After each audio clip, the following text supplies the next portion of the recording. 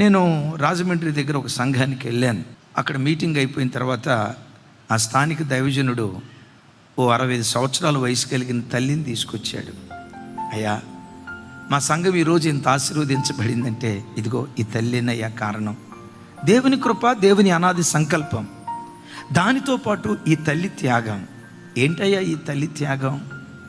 ఆయన కళ్ళెంబటి నీళ్లు పెట్టుకొని, సేవకుడిగా నాకు లేని సమర్పణ, సేవకురాలిగా నా భార్యకు లేని సమర్పణ ఈ విశ్వాసికి దేవుడిచ్చాడయ్యా.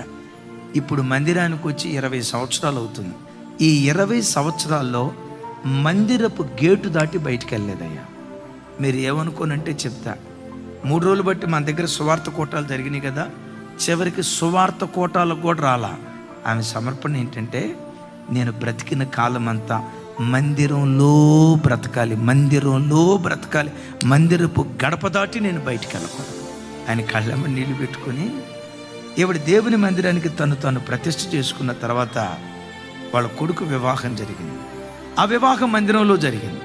ఈ తల్లి సమర్పణ ఏంటంటే, కొడుకు వివాహం అయిన తర్వాత ఒక్కరోజు కొడుకింటికి వెళ్దామని కొడుకింటికి వెళ్ళలేదయ్యా.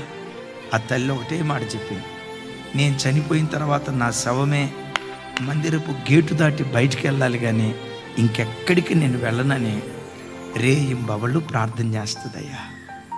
రేయింబవళ్ళు కన్నీళ్లు కారుస్తుందయ్యా. 50 మందితో ప్రారంభించబడిన మా పరిచర్య ఈ తల్లి అడుగుపెట్టిన తర్వాత 50 మంది ఉన్న సంఘం ఈరోజు 500 మందిగా మార్చబడ్డారయ్యా. మా సంఘానికి బిడ్డ ఉప్పు ఎప్పుడు పండుకుంటుందో, ఎప్పుడు లేస్తుందో మాకు అర్థం కాదయ్యా. రేయింబవళ్ళు ఉపవాసము చేత, ప్రార్థనల చేత దేవునికి సేవ చేస్తూ ఉందట.